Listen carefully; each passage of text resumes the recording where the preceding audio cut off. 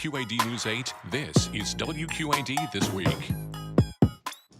Good morning. It's Sunday, February 5th. Thank you for joining us for News 8 This Week. I'm John Diaz. Freshman Congressman Eric Sorensen was sworn into office about a month ago. The former meteorologist now represents Central and Northwest Illinois in the U.S. House. And this past week, Representative Sorensen announced he has been selected to serve on the House Agriculture and the Science, Space, and Technology Committees. This morning, he joins us in studio. All right, Representative Eric Sorensen, how does that feel to hear that? Right. It's different, Sure. but I'm the same person that people have gotten to know and trust over the years. So, in fact, I ran into a lady in the airport. She said, "Do I have to call you Mr. Sorensen now?" And I said, "Absolutely not. We've had a relationship before." And she was just a viewer Right, on TV. call me Eric. So I said, "Call me Eric." Yeah, exactly. When did it hit you, though? Was it election night? Was it when you saw the plaque at your office or dropped the box off? When did it sort of really land? I think it was the first time that I walked into the chamber of the House of Representatives. It was when I learned that there have only been 12,000 people who have ever been able to call themselves Americans. Of all of the people, only 12,000 people have been able to work in the Capitol building. There have been 10,000 members of the House of Representatives and only 2,000 senators. And that my community has trusted me to be one. Yeah. That must be an overwhelming feeling as well. It is, because there's still a lot to learn, right? It's a new job. So it's making sure that we have the team in place, not only in Washington to work on the legislation, but that we have the team in place here in the Quad Cities to make sure that we're meeting the needs of the constituents. As people make the phone call and say, "Hey, I need help on my Social Security," or "I need help with the VA," or "I need help with Medicare," that we're able to help them.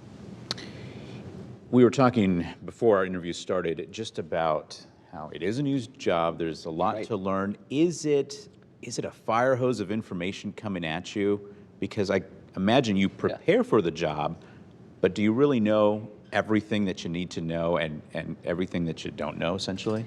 What's really interesting for me, the process of being the candidate was the toughest part, because not only did I need the coach, but I needed the teacher. I needed the coach to help me understand what we're doing, and then the teacher to say the why. But I'll tell you, the most interesting thing, or one of the most interesting things about going to Congress, is the fact that the House of Representatives is a really, really cool place, because this is the place where people all over the country elect their particular representatives. So, you know, we've got doctors, we've got pediatricians, we've got bookkeepers, we've got a woman who's an auto mechanic in Southern Washington. We have a meteorologist. So there are people from all different walks of life, all socioeconomic backgrounds, and all geographies, all put in one place and all learning the same thing together. And that's pretty remarkable. Let's talk a little bit about swearing-in day. Right. I don't necessarily want to ask you this question. Days. Days, yeah, I guess so. From a Democrat versus Republican perspective, but from a brand new person in Congress who probably had an idea of what to expect, and then it went a little bit differently. You're watching that. What are you seeing? What are you kind of thinking to yourself? And what are you doing kind of in the background there? One of the things that I did during this process, this almost week-long process of getting a Speaker of the House, my perspective being someone who was new, I went and talked with the people that had been there for a long time, to be able to ask, Congressman Steny Hoyer, what does this mean to you? You've worked here for a long time. I kind of played the role as the reporter asking the questions. Right. And it was that this was completely unorthodox. But also another thing is, I wanted to know on the other side of the aisle what people were thinking about what was going on. And one of the great things in the month-long time that I've been in Congress, I've gotten to get to know people from the other side of the aisle, the moderate Republicans that want to get stuff done. And all they wanted to do in that week was to get the Speaker so that we can get the committees to get to work. When you're having those conversations, I think folks are going to think that maybe there is this divide and that it can be very contentious, and I imagine it can be, but is there also a lot of working together, maybe in the background, that you've experienced so far? Right, I think we saw a little bit of that. So after the 117th Congress ended and the 118th began, C-SPAN was allowed to show the different camera angles. And you actually got to see on the floor of the House some of the conversations that happened that we would never have known about. That Congresswoman Ocasio-Cortez and Matt Gaetz do have conversations. Just because it's a Democratic cloakroom does not mean that a Republican can't come in there and be welcomed. And that we do have friendships with people on the other side of the aisle. I think that's one of the things that people don't understand, but also that's one of the things that makes me optimistic in a time where, you know, we've got this divided government, right? It seems like we're doing this. I think it gives us an opportunity to work together, and maybe that's the best thing that we need. Let's talk about your committee appointments. Right. How was that process in sort of raising your hand and saying, hey, I want to be part of these? Yeah. And what's your voice going to be in those committees? Well, first things first, my voice in the committees are going to be to make sure, you know, Congress holds the keys, you know, the purse strings. We've got to make sure that we've got an advocate in Washington that is going to bring the funds back home. And that's first and foremost. We've got to make sure that we're resilient going forward. And then to select two committees that are going to have the direct impact on the people who live here.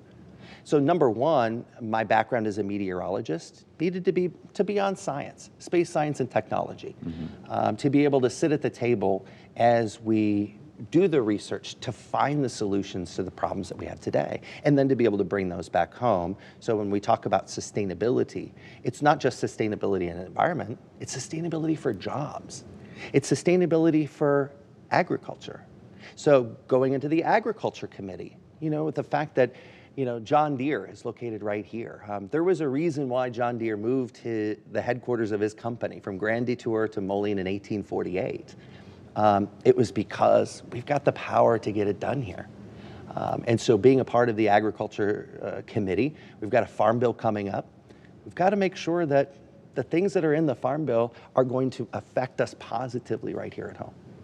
Yeah, I wanted to ask you about that. I mean, that's just a huge piece of legislation. We could spend a whole day talking about it and still probably not completely understand it. But are there specific things that you're going to be looking for in that bill that really are going to affect not only Illinois, but the Midwest in general? First and foremost for me, and this is what I hear from farmers when I talk with them too, I think number one is in order to make a decision on the Farm Bill, we've got to have farmers at the table. And that's exactly what we're going to do. We'll have farmers from all over, from central Illinois, northern Illinois, and western Illinois. But what I hear from our family farmers especially is we need to make sure that our crop insurance program is resilient. We're seeing too many of these extreme events that happen, whether it's the derecho. Thank goodness that the derecho, as it moved through eastern Iowa and western Illinois, that happened after the harvest, thank goodness. But we're seeing downbursts, we're seeing tornadoes, we're seeing flood and drought, and these are affecting our family farmers. We need to make sure that the solutions are brought back home and that crop insurance is there, but also my focus for farmers has always been to make sure that we give our farmers what they need to survive. It's harder and harder today to be able to grow on the same plot of land that so many family farmers have had for generations. And what I want to be able to do is find out whatever the solution is, bring that solution home so that our family farmers can go to bed tonight and sleep well, knowing that their kids, their grandkids, and their kids are going to be able to be right there on that land. All right, last question for you. Your time in Congress, your term in Congress will go by very quickly. Right. I can only imagine. At the end of this term, folks are going to have to judge whether you have done your job well. How do they measure success? I think that's a really great question, and one of the, I think maybe it's a double-edged sword. The fact that Congress, the term lasts just 2 years. Because certainly by the time we get through 2 years, I may be just hitting my stride. But that's proving to the people of Western Illinois that I'm deserving of the position. I go back and I look a lot at what did Lane Evans do in Western Illinois to earn the trust of the people so many times over. He was trustworthy, he got things done, he stood up for our veterans, and so looking at the people that have come by before me, you know, whether that is Representative Schilling, whether that is Congresswoman Bustos, I stand on the shoulders of the people that have come before me. And I hope to be able to exceed the expectations that the people sent me to do. Representative Sorensen, thank you for taking time this week. Thank you, Jeff.